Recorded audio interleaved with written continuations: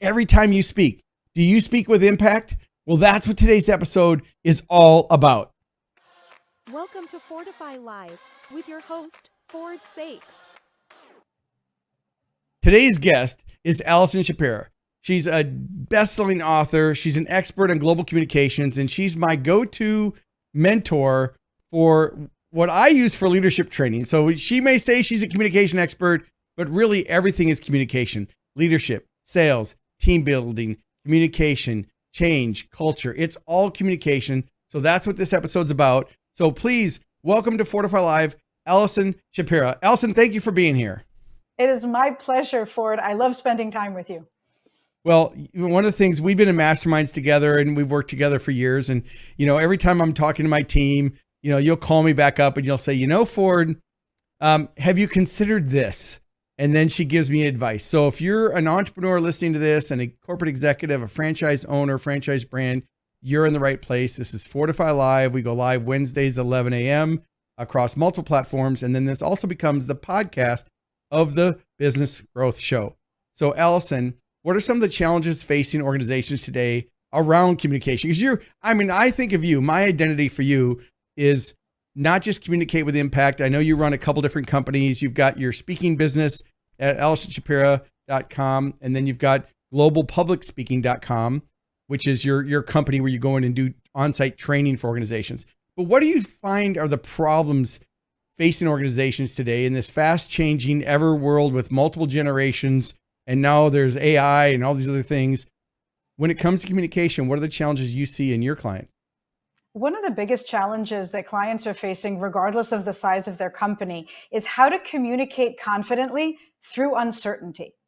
So very often for us as business owners or as executives, our confidence comes from doing something we've already done. We've worked hard, we've faced challenges, we've gotten to these leadership positions, and our confidence comes from knowing we've handled it before, we can handle it again. Well, in this new environment, there's always uncertainty, and the uncertainty is only accelerating. That's an ever accelerating pace of uncertainty. And so we have to find ways to speak with confidence even without certainty. And this doesn't mean bluster or pretending you know the answer. It's confidently acknowledging the uncertainty and talking about the process that you're going to use to figure out your next steps, even amidst incomplete information. And that's the biggest challenge that I'm seeing across the board. So do you find that happens more at the executive level or all the way through to the whole organization? It happens through to the whole organization. What I find is that at the executive level, that's where it's really critical because people are looking to the leader for guidance, for certainty, for a sense of consolation when things are going in a direction they didn't understand. For instance, the pace of artificial intelligence. Will I lose my job? Will I be able to use this on the job? If it's blocked, how are we being held back as a company? So there's a lot to consider. And I think it's at the top of the organization that it's most important because that's where people are looking for guidance. So all eyes are on you. You've got to get it right. Do you feel that sometimes the people that have reached high-level executive positions, and we're talking CEO, CFO, CMO, the C-level, EIO, hooked on phonics, you name what the alphabet soup is, but do you find that they're open and do you find a disillusion between those who think they communicate with impact and how they really communicate with impact? Because I know that's what you've helped me with. There's been a lot of times where I was delusional. I thought I'm really communicating clearly. And you, as my coach, you'd say, well, Ford, maybe you should consider this. And I'm like, wow, that makes so much more sense to get buy-in from my team and to take ownership and to do it in a way that builds the culture. So again, for those of you that joined the program, this is if you're in leadership, management, communication, team building, culture, change, any of those topics, how do you communicate with more impact? So we know it's important, Allison. What are some things that an executive can do to self-identify whether or not they're really communicating with impact? And then where should they start? I mean, I know you've got best-selling books and everything, but where does someone start to improve how they communicate more effectively? It starts with defining communication, or at least my field has always been public speaking, but it's always about so much more than just standing on stage, delivering a message to a large audience, which Sometimes executives do frequently, but most often they're having either one-on-ones or small group presentations to a very important audience. Even if you're not at the executive level, you're having a presentation to a small group of very important clients or potential partners or investors. So I define public speaking as any time you speak with one person or more with some purpose or goal. And once we acknowledge that that's public speaking, now we can start to build contacts and build our skills so that we can become more impactful in those situations. So what do? Good leaders ask for feedback. They don't assume that they have all the answers. They find trusted advisors on their team, and they create a safe space for their team members, their direct reports, to say, here's what I'm observing. Here's how I think you can improve. And my team and I have documents that we recommend to guide those conversations. But it starts with the leader recognizing, I'm not perfect. I have a growth mindset, so I always need to improve. And I can't figure this out on my own because I'm too close to it. As you've said, you think you're doing it right.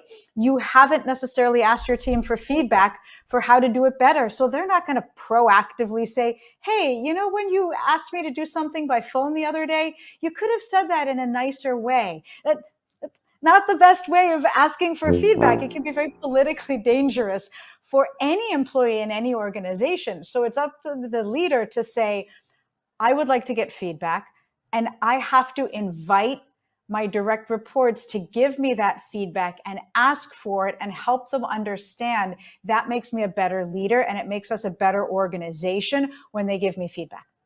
Yeah, because I really think about that as culture, right? One of the things that I've had to do over the years, as I've continued to improve the culture for Prime Concepts, my agency, and then my speaking business at profitrichresults.com, I've had to learn to create an environment. And even in the hiring process, I want to know, are they asking questions? Are they open for feedback? Are they comfortable doing that? Because sometimes they've been in positions where that really wasn't accepted. So they come from an environment that wasn't accepted. And so it really becomes twofold for me. One of the things I've learned from you is, one, it's my style.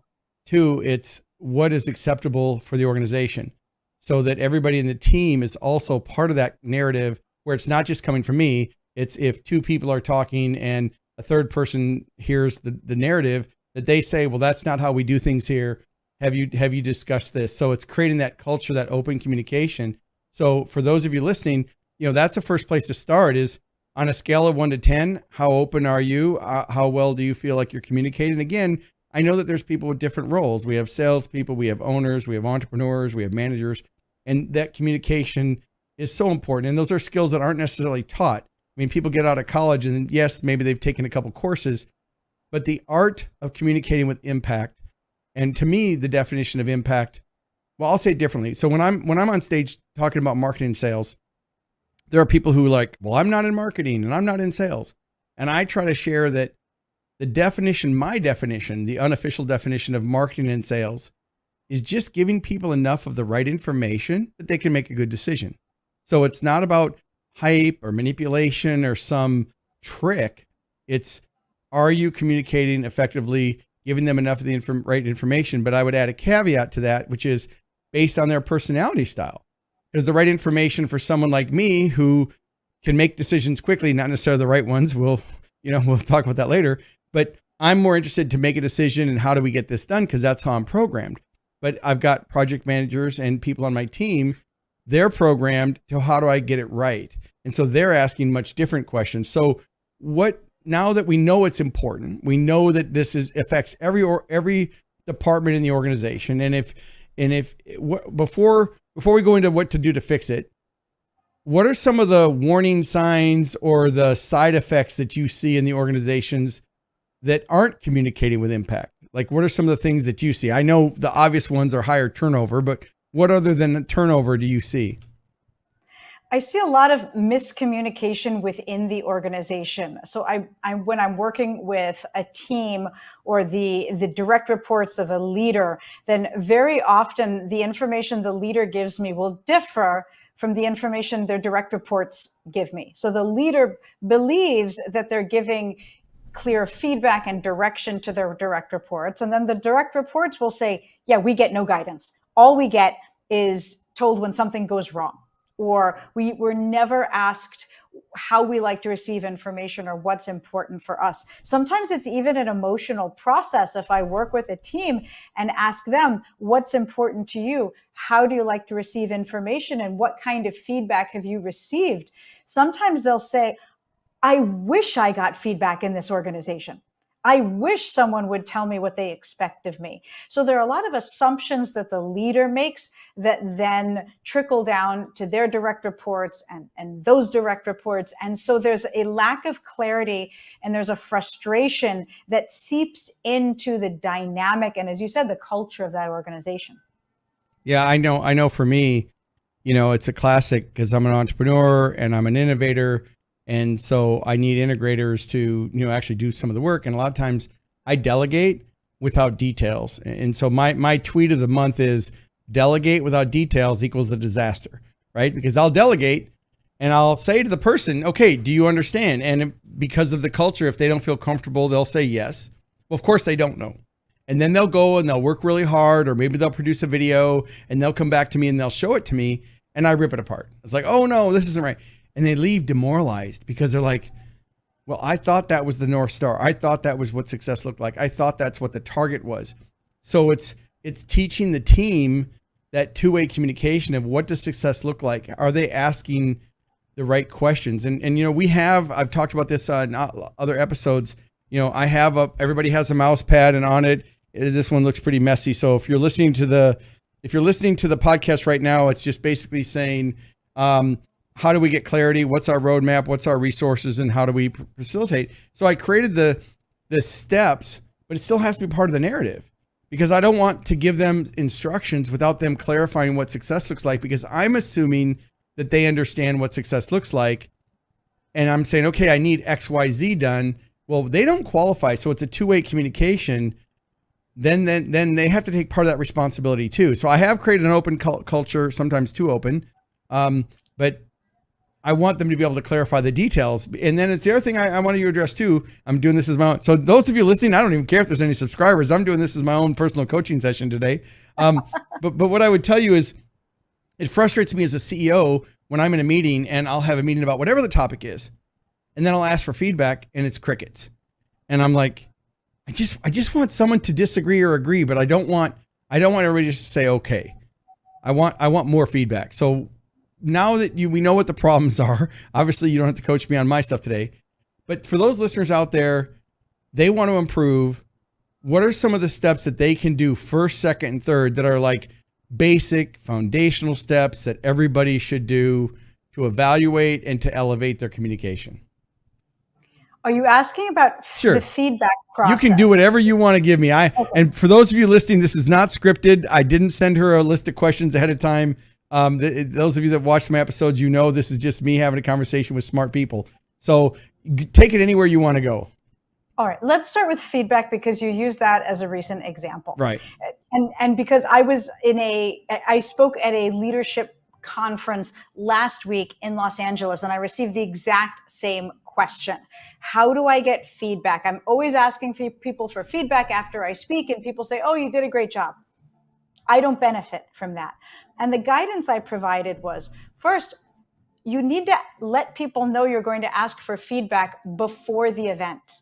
If you're asking for a particular type of feedback, you have to say, listen, as soon as we're done with this, I'm going to ask you for some feedback. And here's the kind of feedback I'm looking for. Oh, that's okay. I want to park for a second. So when I start I got to make, because I am recording this I can watch the replay. But the key I need to start doing then is when I have the meeting, set the stage up front so that they're prepared to listen for ways to give me feedback.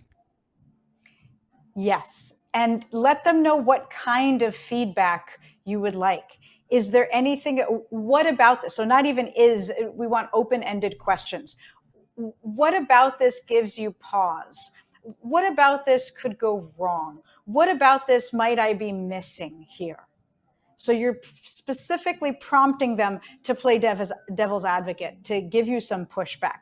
At the same time, recognize sometimes feedback is better provided one-on-one. So what I do with every member of my team is every month we have a check-in.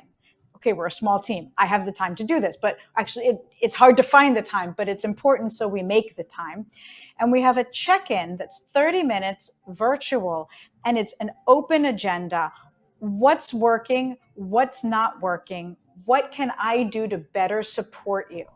And I do that with each and every member of my team, and it provides them a space to say, listen, you told me that you wanted me to take over the autonomy of this project, but yet you're micromanaging it. So I wish you would really give me the autonomy. And I'd say, well, yeah, but I don't know that you're going to do this. And they say, I'm going to do it. Don't worry. And so they give me that pushback in a space that's not related to their performance review, that doesn't require them to take a risk in front of others. It's a safer space, and I'm specifically asking them for that feedback. And they know every month it's going to happen. I'm going to ask them the same questions. What's working? What do you love doing? What's not working? What don't you like doing? What can I do to better support you? Always. All right. So my producer's listening to this. Alex, I hope you're taking notes because we need to implement this. He just showed me his phone, so he is taking notes. So that's a good thing. All right. Because, and that's one of the things you taught me too. You know, you're like, praise publicly, criticize privately, you know, have some of these conversations one-on-one. And I think that it really is about, I mean, everything we're talking about today is effective communication because it's understanding the personality styles, but it's also understanding creating the consistency and the discipline in those conversations. I know my biggest takeaway is I'm going to be practicing setting the stage for feedback up front. I think that's really important. Right. And so you set the stage up front, you have the event, and then when you want the feedback, you ask for the feedback in spoken form. You don't ask for it written down, because if someone has to write it down, they're going to obsess about the language. They're going to worry about it being in writing and having a paper trail. Simply immediately after, jump on the phone or on a video call and say, okay, what do you got? What's your feedback? What do you think? And get it while it's fresh, and so they don't have to write it down and overthink it. That's so smart. So for those of you listening, if you're listening to the podcast, you can learn more about Allison or find her products and services at AllisonShapira.com or globalpublicspeaking.com. And I don't know if you have a gift or anybody or a download for someone, but I know there's a lot of great resources on your website. You should follow her on LinkedIn, and it's Allison, Allison Shapira, Shapira. So there you have it for the listeners. You can Google her. You'll find her online. She's very active. And now I want to share one thing that a little bit about you, which is unique. When we were doing the title slides for this episode, we had leadership communication speaker, but we had opera singer turned, leadership expert. So you incorporate music into your presentations, and talk to me a little bit about how did you go from an opera singer to what you're doing now? I trained as an opera singer and spent a number of years studying opera and traveling and competing and performing, and lost my passion for it and wound up in the field of diplomacy, where I was writing and delivering speeches, and realized everything I learned as a singer actually made me a very good speaker in terms of delivery, not so much content creation, because opera singers don't write their own music. So that was a steep learning curve to learn messaging, persuasion, and influence. And then I started coaching my bosses and then others outside my organization in their public speaking and presentation skills. So I've been doing it in some form for 20 years. And now I get to teach communication at the Harvard Kennedy School, and I launched and am scaling this global training firm that focuses on leadership communication and public speaking. So we're a team of 9 people and growing, doing coaching and workshops. And then I deliver keynote speeches on how to lead with your voice, recognizing that our voice is capable of moving people to take action. Just like I could use my singing voice to move people with an emotional experience, we can use our speaking voice to move people to take action. Absolutely. And so everybody, we go live Wednesdays on Fordify at 11 a.m. Central on LinkedIn and YouTube and Facebook and a few other platforms now as things are growing. Allison, I really appreciate you joining me out of your busy schedule. I was surprised you weren't on a stage or a plane, somewhere. I know I'll see you this summer at some of the events that we're both going to, and the mastermind. We're both part of the $1 Million Speakers group. So I really welcome your feedback. My biggest takeaways are today are I'm going to start working on two things. One, setting up the stage for communication in the beginning of a meeting. Two, making sure that I have those check-ins at a regular phrase that are private check-ins and asking better questions and putting that into a standard operating procedure that I can actually use. Well, I really appreciate you joining me today and being in this episode. I'm going to have you back for sure. And again, thank you for all the mentoring you've done to me personally. You're so tactful about it. You're like, Ford, are you open to a suggestion? And I'm like, okay, give it to me. With love and respect. That's how I deliver food. No, I love it. I welcome, but see, I'm one of those people who craves that, because if I get the feedback, good or bad, then I know someone's participating. When I don't get the feedback, but I've never set it up in the beginning of a meeting. I've always just had the meeting and then like, well, why aren't I getting feedback? So that's a huge takeaway for me. I really appreciate it. Thanks so much again for being here today. My pleasure. Great to chat with you.